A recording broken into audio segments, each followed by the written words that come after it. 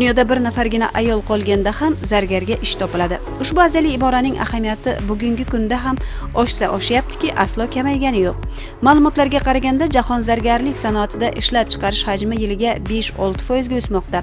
Tovar aylanmasi 250 milliard dollardan oshib ketdi.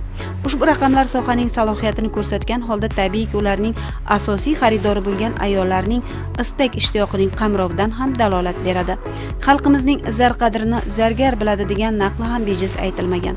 Chunki zargarlik buyumlari qalb ilhomi va katta sabr bilan yaratiladi. Nafis va bejirim taqinchoqlar zargarning nainki boy iste'dodi, balki nodir metallar ilmi va kimyoviy xossalarini puxta o'rgangani hamda ulardan qancha miqdorda foydalana bilish san'atini yaxshi o'zlashtirganligi mahsulidir.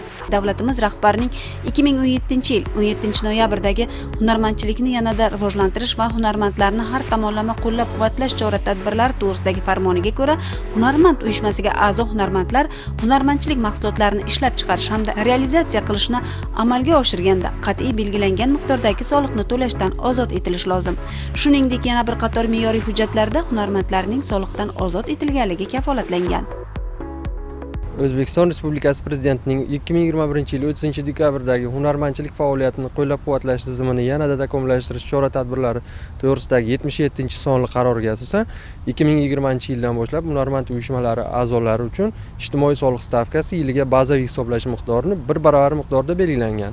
Shuningdek, Soliq kodeksining 383-moddasiga asosan hunarmand uyushmasi a'zosi bo'lgan hunarmandchilik mahsulotlarini, tovarlarini, xizmatlarni ishlab chiqarish hamda realizatsiya qilishni amalga oshiradigan qat'iy belgilangan miqdordagi soliqni to'lashdan ozod etiladi.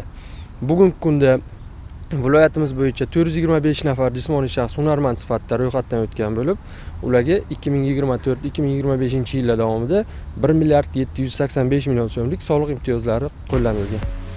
Shuni alohida ta'kidlash lozimki, keyingi yillarda zargarlik faoliyatini rivojlantirish uchun alohida e'tibor qaratilmoqda. Jumladan 2009-yil 18-mayda davlatimiz rahbarining O'zbekiston Respublikasida zargarlik tarmog'ini jadal rivojlantirish chora-tadbirlari to'g'risidagi farmoni qabul qilindi. Farmon bilan zargarlarga o'zlari ishlab chiqargan mahsulotni mustaqil ravishda chakana tartibda sotish, aholidan qimmatbaho metall parchalari, toshlar va ulardan yasalgan buyumlarni sotib olish huquqi berildi. Prezidentimizning 2024-yil 23-yildagi zargarlik buyumlarini ishlab chiqarishni yanada rivojlantirish va ularning raqobatbardoshligini ta'minlash chora-tadbirlari to'g'risidagi farmoni ham soha rivojida muhim ahamiyat kasb etadi albatta.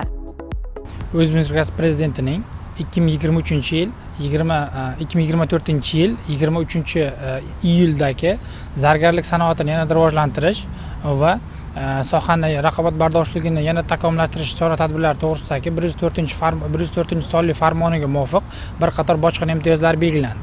Jumladan, tayyor zargarlik buyumlari uchun O'zbekiston Respublikasi import qilinganda 2027-yil 1-yanvargacha 20% import bojidan 10% ga tushirildi.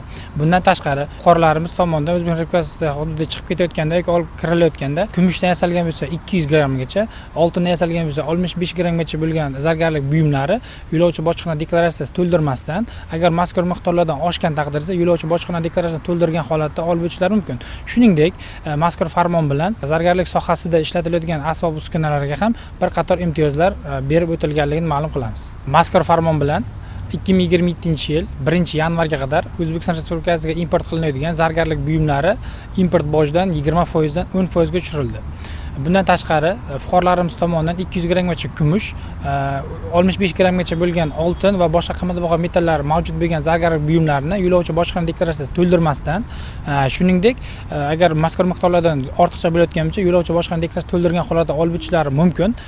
Bundan tashqari, mazkur farmon bilan O'zbekiston Respublikasida zargarlik sanoatini rivojlantirish uchun olib kelinadigan bir qator asbob-uskunalarga ham imtiyozlar berildi.